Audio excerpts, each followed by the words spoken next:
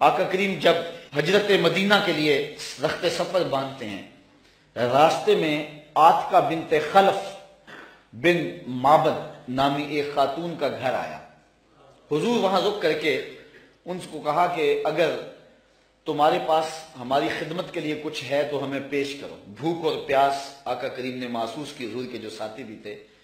تو اس خاتون نے، جس کا نام ام معبد تھا، اس نے کہا کہ لو کانا عندنا شیء ما آوزکم الکرام، ہم دیہاتی لوگ ہیں اور عرب ہیں، ہمارے ہاں مہمان آ جائے تو کوئی کسر نہیں چھوڑتے، لیکن آج اتفاق ایسا ہے کہ ہمارے گھر کچھ ہے نہیں جو آپ کی خدمت کے لیے پیش کریں۔ عرب لوگ مہمان دے کر کے خوش ہوتے ہیں، پھر مہمان بھی اتنے سونے آ جائیں، لیکن بدقسمتی یہ ہے کہ اس وقت ہمارے پاس کچھ ہے نہیں جو آپ کو پیش کر سکے۔ ایک جانب ایک بکری بندھی ہوئی تھی، لاغر اور کمزور سی۔ حضور فرمایا اگر تم کہو تو اس کا دودھ دھو لے۔ اس نے کہا اس کی ہڈیوں میں گودا نہیں، کھیری میں دودھ کہاں ہوگا، اگر یہ چلنے کے قابل ہوتی تو ریوڑ کے ساتھ نہ جاتی۔ فرمایا اگر تم اجازت دو۔ اس نے کہا مجھے کیا اعتراض ہو سکتا ہے۔ تو حضرت سیدنا صدیق اکبر نے آگے بڑھ کے بکری کو کھولا اور حضور کے سامنے کھڑا کیا۔ آقا نے دست شفا، دست رحمت اور دست برکت اس بکری کی پشت پہ رکھا۔ جو ہی حضور کا ہاتھ آیا تو اس نے جھجری لی، ٹانگیں چوڑی کر دی، اس کی کھیری میں دودھ اتر آیا۔ حضور علیہ السلام نے فرمایا کہ کوئی برتن لا۔ اس نے گھر کا برتن پیش کیا۔ حضور نے دودھ دھوا تو جھاگ اٹھنے لگی، حتیٰ کہ گھر کے سارے برتن دودھ سے بھر گئے۔ ام معبد کے گھر کی تھالیاں بھی دودھ سے بھر گئی۔ حضور نے بھی پیا، حضور کے ساتھیوں نے بھی پیا۔ ام معبد اور گھر میں اس کا ایک بچہ تھا اس کے پاس، اس نے بھی دودھ پیا۔ حضور علیہ السلام نے دعائے برکت دی اور چلے گئے۔ ام معبد کو حضور کا پتہ پوچھنا یاد نہ رہا، بس حضور کے حسن اور جمال میں کھو گئی، اور پوچھنا یاد نہ رہا کون ہو، کدھر سے آئے ہو، نام کیا ہے۔ شام کو جب ابو معبد بکریوں کا ریوڑ لے کر کے واپس پلٹا، اس نے کچی کلی پہ نور برستے دیکھا، انوار اترتے دیکھے۔ ام معبد کا شوہر ابو معبد کہتا ہے کہ کیا ماجرا ہے، آج ہمارے گھر میں یہ جو رونق ہے اور یہ جو تازگی ہے اور یہ انوار اتر رہے ہیں، کیا ماجرا ہے؟ تو ام معبد کو حضور کا نام تو پوچھنا یاد نہیں رہا، اس نے اپنے طور پہ حضور کا نام رکھ لیا۔ اس نے کہا آج ہمارے گھر میں مبارک آیا تھا، آج ہمارے گھر میں مبارک آیا تھا۔ ابو معبد پوچھتا ہے کہ مبارک کیسا تھا جو سارے گھر کو روشن کر گیا، وہ کیسا تھا؟ تو ام معبد تاصف رسول اللہ صلی اللہ علیہ وسلم، ام معبد حضور کا حلیہ بیان کرتی، کہتی ہے فقالت رأیت رجلا ظاہر البزار، میں نے ایک ایسا شخص دیکھا ہے کہ جس کا رنگ نکھرا ہوا تھا، جس کا چہرہ چمک رہا تھا۔ اللہ اکبر۔ حدیث بہت طویل ہے۔ قسیم وسیم وفی عینیہ داج وفی اشفارہ وطف وفی صوتہ سہل احول اکحل ازج اکرن وفی عنقہ سطع وفی لحیتہ کساسہ۔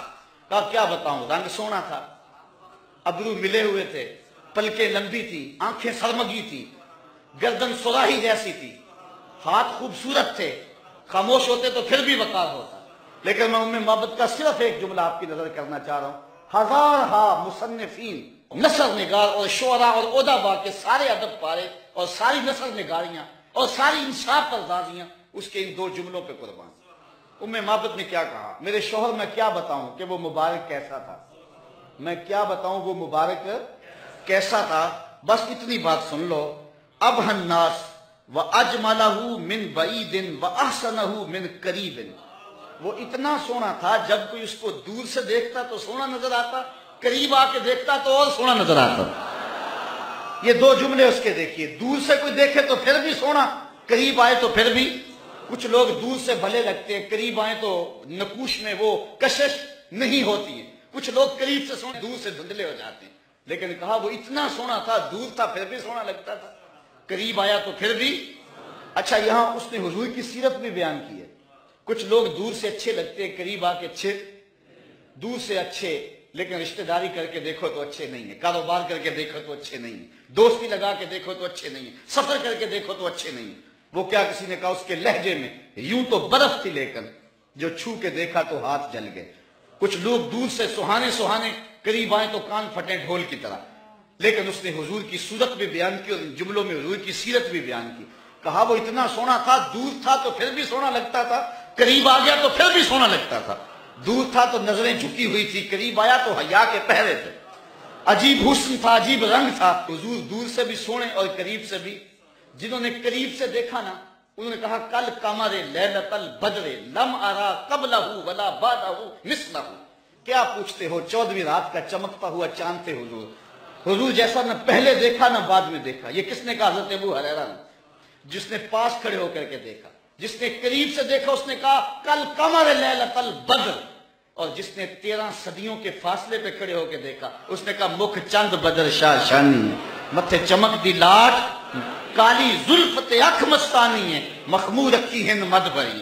جس نے قریب کھڑے ہو کے دیکھا اس نے کہا کہ چاند چڑھا ہوا تھا اور حضور لال دھاری دار یمنی چادر اوڑھ کے آرام کر رہے تھے۔ حضرت جابر بن سمرہ کہتے ہیں کبھی اسے دیکھوں کبھی انہیں دیکھوں، فائزہ ہوا اندی احسن من القمر، پھر میں نے فیصلہ کیا نہیں حضور سونے ہیں۔ جس نے قریب سے دیکھا اس نے کہا کہ چاند سے حضور سونے ہیں، اور جو 13 صدیوں کے فاصلے پہ کھڑے ہو کے بریلی سے دیکھتا رہا اس نے کہا خورشید تھا کس زور پر، کیا بھر کے چمکا تھا قمر، بے پردہ جب وہ رخ ہوا یہ بھی نہیں وہ بھی نہیں۔ جس نے قریب سے دیکھا اس نے کہا کان رسول اللہ صلی اللہ علیہ وسلم افلج الثنیتین اذا تکلم رویا کالنور یخرج من بین ثنایاہ، کہ حضور کے سامنے والے دانتوں میں ہلکا سا سوراخ تھا اور حضور جب بولتے تھے نور کی کرنیں چھن چھن کے نکلتی تھی۔ یہ حضرت عبداللہ ابن عباس نے کہا جو پاس کھڑے تھے اور جو 14 صدیوں کے فاصلے پہ کھڑا تھا، اس نے کہا تو اجے میرا یار نہیں ڈٹھا، جنوں ویکھ کے چند شرم آوے، ادھی راتی دن چڑھ جاوے، جیو رخ تو نقاب اٹھاوے، کہ جیو نکلے سیر کرن نو سارا گلشن سیس لواوے، اتے دھرتی لف لف جاوے، جے ہاتھ پھلاں وچ رکھدا ہاتھ پھلاں تو ود جاوے، نین نشیلے مست رسیلے وچ سونا کجل سہاوے، اکھ اگڑے تے انج پیا جاپے جویں میں خانہ کھل جاوے، تے جے او کھولے پیچ زلف دے اتے راہی راہ پل جاوے، توبہ توبہ حسن سجن دا چال نہ چلی جاوے، بجلی ڈردی لشک نہ مارے متا بے ادبی ہو جاوے، علم خدا نے اینا دتا عقلاں وچ نہ آوے، عقل خدا نے اینی دتی علماں وچ نہ آئے، کیے جاز نظر وچ او دی جو آوے وک جاوے، خلق او دے نے مول ہی دنیا کوئی ورلا ہی جان بچاوے، آزم ایڈا سونا ماہی سن کدرے نظر نہ آوے۔ جنہوں نے قریب سے دیکھا انہوں نے بھی کہا سونا، اور جنہوں نے دور سے دیکھا انہوں نے بھی کہا سونا۔ تو کہا کوئی قریب سے دیکھے پھر بھی واری جائے، دور سے دیکھے پھر بھی واری جائے، تو اجے میرا یار نہیں ڈٹھا، جنہوں دیکھ کے چند شرم آوے۔ کہا کیا بتاؤں کہ وہ قریب سے بھی سونا اور دور سے بھی سونا۔ اچھا اس نے حضور کا حلیہ بیان کیا، ام معبد میرے بچے تیرے پہ قربان، ام معبد میری نسلیں فدا، تیرے ایک ایک جملے پہ حضور کا حلیہ بیان کیا اور حد کر دی ام معبد نے۔ دعا کرو اللہ ہمیں حضور کی زیارت نصیب فرمائے۔ یا اللہ واسطہ ڈالتے ہیں ام معبد کا، ہمیں حضور کی زیارت دے دے۔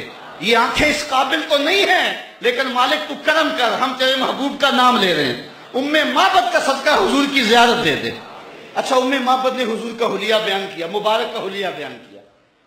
ام معبد حلیہ بیان کر کے فارغ ہوئی تو بچہ بولا امی وہ بکری والی بات سنائی نہیں، جو بکری کی پشت پہ ہاتھ پھیرا تھا مبارک نے وہ تو بات نہیں سنائی۔ اللہ اکبر۔ اب ابو معبد کہتا تم نے زیادتی کیا میرے سے، جب مبارک آیا تو مجھے بلایا کیوں نہیں؟ اس کو میں بھی دیکھنا چاہتا تھا۔ اب میں بکریاں دودھ لے کر نہیں جاؤں گا، قریب قریب رہا کروں گا، کبھی مبارک آئے نا تو مجھے بلا لینا۔ اب وہ سارے گھر کے افراد مبارک کا انتظار کر۔ ابو معبد کے جذبات یہ تھے ایک بار ہی دیکھ لوں، لیکن ام معبد کہتی تھی کاش کے روز بھی گزرے، مبارک کا روزانہ گزر ہو یہاں سے۔ ایک دن ام معبد سودا سلف لینے کے لیے قریبی بستی میں گئی، نہ ملا تو آگے بڑھ گئی، آگے شہر مدینہ میں جا پہنچی، سودا خرید رہی تھی، بچہ بھی ساتھ تھا کہ حضرت ابوبکر صدیق گزرے۔ تو بچے نے جب دیکھا نا تو تڑپنے لگا، اور اس کے لفظوں میں وہ بے ساختگی اور اس کی تڑپ ظاہر ہو رہی ہے۔ اس نے کہا یا امہ ان ھذا الرجل الذی کان مع المبارک، امی اس نے جو مبارک کے ساتھ نہیں بندہ تھا یہ جا رہا ہے۔ سودا چھوڑا حضرت ابوبکر صدیق کے پیچھے اور پوچھتے ہیں مبارک کہاں ہے؟ تم تو مل گئے ہو، مبارک کدھر ہے؟ اب نام تو اپنے طور پہ رکھا ہوا تھا۔ حضرت ابوبکر صدیق فرمایا کس مبارک کو ڈھونڈ رہی ہو؟ کہا وہی جس نے بکری کی پشت پہ ہاتھ پھیرا تھا۔ کہا آؤ تمہیں مبارک کے ڈیرے پہ لے چلو۔ حضور صحن مسجد نبوی میں بیٹھے ہوئے، جب بچے نے دیکھا تو پھر چیخا اور کہا امی وہ دیکھو مبارک بیٹھا ہوا. یہ حضور کے قدموں میں بیٹھ گئی اور برکت لوٹی. حضور نے اسلام دیا, انہوں نے قبول کیا.